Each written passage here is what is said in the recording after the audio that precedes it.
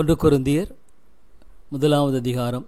தேவனுடைய சித்தத்தினாலே இயேசு கிறிஸ்துவின் அப்போஸ்தலனாகும்படி அழைக்கப்பட்டவனாகிய பவுலும் சகோதரனாகிய சொஸ்தனேயும் கொரிந்துவிலே கிறிஸ்து இயேசுவுக்குள் பரிசுத்தமாக்கப்பட்டவர்களாயும் பரிசுத்தவான்களாகும்படி அழைக்கப்பட்டவர்களாயும் இருக்கிற தேவனுடைய சபைக்கும் எங்களுக்கும் தங்களுக்கும் ஆண்டவராயிருக்கிற நம்முடைய கர்த்தராகிய இயேசு கிறிஸ்துவின் நாமத்தை எங்கும் தொழுது கொள்கிற அனைவருக்கும் எழுதுகிறதாவது, நம்முடைய பிதாவாகிய தேவனாலும் கர்த்தராகிய இயேசு கிறிஸ்துவினாலும் உங்களுக்கு கிருபையும் சமாதானமும் உண்டாவதாக.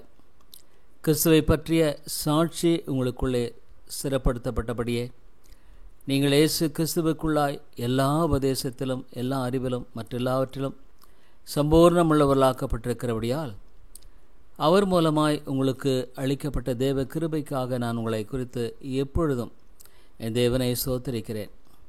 அப்படியே நீங்கள் யாதொரு வரத்திலும் குறைவுள்ளாதவர்களாய் நம்முடைய கர்த்தராகிய இயேசு கிறிஸ்து வெளிப்படுவதற்கு காத்திருக்கிறீர்கள். நம்முடைய கர்த்தராகிய இயேசு கிறிஸ்துவின் நாளிலே நீங்கள் குற்றஞ்சாட்டப்படாதவர்களாய் இருக்கும்படி முடிவு பரியந்தம் அவர் உங்களை ஸ்திரப்படுத்துவார். தம்முடைய குமாரனும் நம்முடைய கர்த்தருமாயிருக்கிற இயேசு கிறிஸ்துவுடனே ஐக்கியமாயிருப்பதற்கு உங்களை அழைத்த தேவன் உண்மையுள்ளவர்.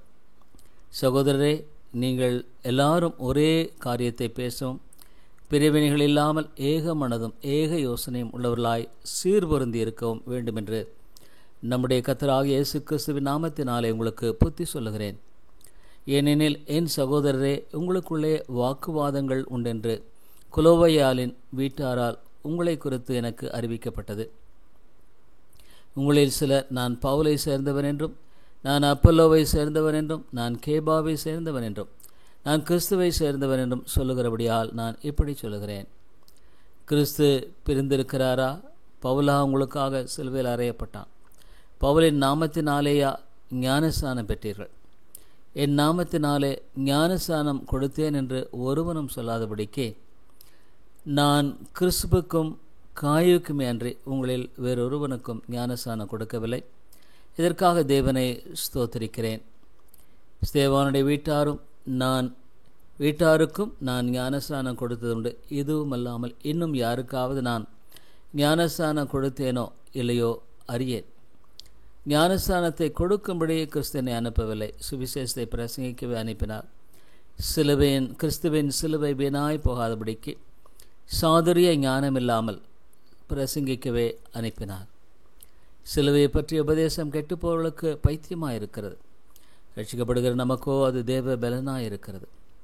அந்தப்படி ஞானிகளுடைய ஞானத்தை நான் அழித்து புத்திசாலிகளுடைய புத்தியை அவமாக்குவேன் என்று எழுதியிருக்கிறது. ஞானி எங்கே? வேதபாரகன் எங்கே? இப்பிரபஞ்சத்து தர்க்க சாஸ்திரி எங்கே? இவ்வுலகத்தின் ஞானத்தை தேவன் பைத்தியமாக்கவில்லையா? எப்படியெனில் தேவ ஞானத்துக்கு ஏற்றபடி உலகமானது சுய ஞானத்தினாலே தேவனை அறியாதிருக்கையில் பைத்தியமாக தோன்றுகிற பிரசங்கத்தினாலே விசுவாசிகளை ரட்சிக்க தேவனுக்கு பிரியமாயிற்று. யூதர்களை அடையாளத்தை கேட்கிறார்கள், கிரேக்கர் ஞானத்தை தேடுகிறார்கள். நாங்களோ சிலுவையில் அறையப்பட்ட கிறிஸ்துவை பிரசங்கிக்கிறோம். அவர் யூதருக்கு இடரலாயும் கிரேக்கருக்கு பைத்தியமாயும் இருக்கிறார். ஆகிலும் யூதரானாலும் கிரேக்கரானாலும் எவர்கள் அழைக்கப்பட்டிருக்கிறார்களோ அவர்களுக்கு கிறிஸ்து தேவ பலனும் தேவ ஞானமுமாயிருக்கிறார். இந்தப்படி தேவனுடைய பைத்தியம் எனப்படுவது மனுஷருடைய ஞானத்திலும் அதிக ஞானமாயிருக்கிறது. தேவனுடைய பலவீனம் எனப்படுவது மனுஷருடைய பலத்திலும் அதிக பலமாயிருக்கிறது. எப்படி எனில், சகோதரரே, நீங்கள் அழைக்கப்பட்ட அழைப்பை பாருங்கள். மாம்சத்தின்படி ஞானிகள் அநேகரில்லை, வல்லவர்கள் அநேகரில்லை, பிரபுக்கள் அநேகரில்லை. ஞானிகளை வெட்கப்படுத்தும்படி தேவன் உலகத்தில் பைத்தியமானவர்களை தெரிந்து கொண்டார். பலமுள்ளவர்களை வெட்கப்படுத்தும்படி தேவன் உலகத்தில் பலவீனமானவர்களை தெரிந்து கொண்டார். உள்ளவைகளை அவமாக்கும்படி உலகத்தின் இழிவானவைகளையும் அற்பமாக எண்ணப்பட்டவைகளையும் இல்லாதவைகளையும் தேவன் தெரிந்து கொண்டார். மாம்சமான எவனும் தேவனுக்கு முன்பாக மேன்மை பாராட்டாதபடிக்கு அப்படி செய்தார். அந்தபடி நீங்கள் அவராலே கிறிஸ்து இயேசுவுக்குட்பட்டிருக்கிறீர்கள். எழுதியிருக்கிறபடி மேன்மை பாராட்டுகிறவன் கர்த்தரை குறித்து மேன்மை பாராட்டத்தக்கதாக அவரே தேவனால் நமக்கு ஞானமும் நீதியும் பரிசுத்தமும் மீட்புமானார். 1 கொரிந்தியர் 2வது அதிகாரம். சகோதரரே, நான் உங்களிடத்தில் வந்தபோது தேவனை பற்றிய சாட்சியை சிறந்த வசனிப்போடாவது ஞானத்தோடாவது அறிவிக்கிறவனாக வரவில்லை.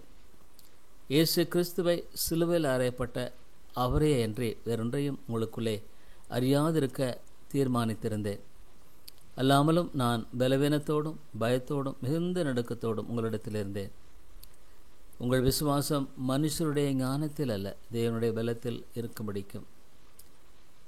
என் பேச்சும் என் பிரசங்கமும் மனுஷ ஞானத்துக்குரிய நயவஞ்சனம் உள்ளதா இராமல் ஆவியினாலும் பலத்தினாலும் உறுதிப்படுத்தப்பட்டதா இருந்தது.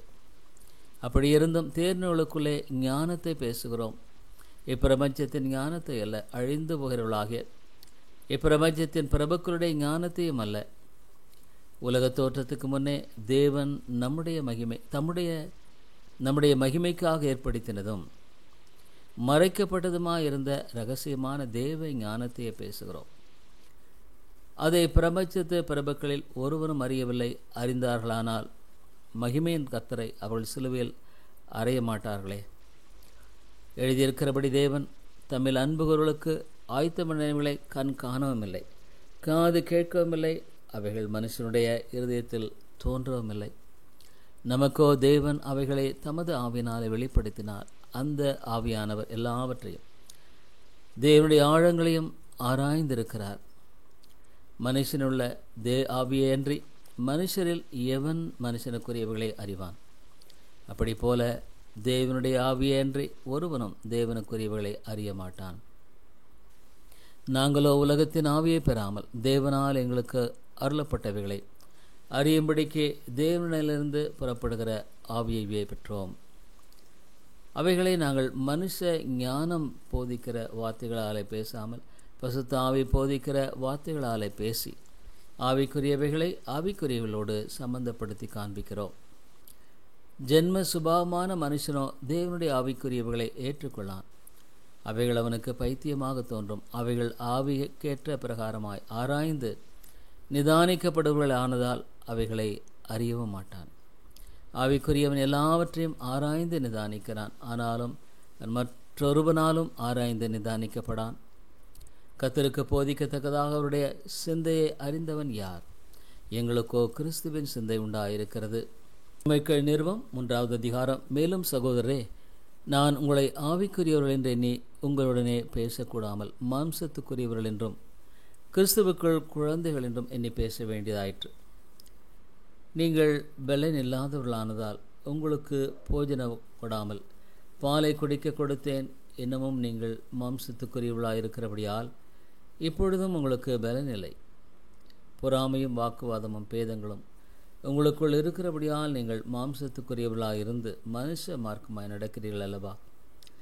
ஒருவன் நான் பவுலை சேர்ந்தவன் என்றும் வேறொருவன் நான் அப்போலோவை சேர்ந்தவன் என்றும் சொல்லுகிறபடியால் நீங்கள் மாம்சத்துக்குரியவர்கள் அல்லவா? பவுல் யார்? அப்போலோ யார்? கர்த்தர் அவனுக்கு அருள் அளித்தபடியே நீங்கள் விசுவாசிக்கிறதற்கு ஏதுவாயிருந்த ஊழியக்காரர் தானே. நான் நட்டேன், அப்போலோ நீர் பாய்ச்சினான், தேவனே விளையச் செய்தார். அப்படி இருக்க நடுகிறவனாலும் ஒன்றுமில்லை, நீர் பாய்ச்சவனாலும் ஒன்றுமில்லை, விளையச் செய்கிற தேவனாலே எல்லாம் ஆகும். மேலும் நடுகிறவனும் நீர் பாய்ச்சுகிறவனும் ஒன்றாயிருக்கிறார்கள். அவனவன் தன் வேலைக்கு தக்கதாக கூலியை பெறுவான்.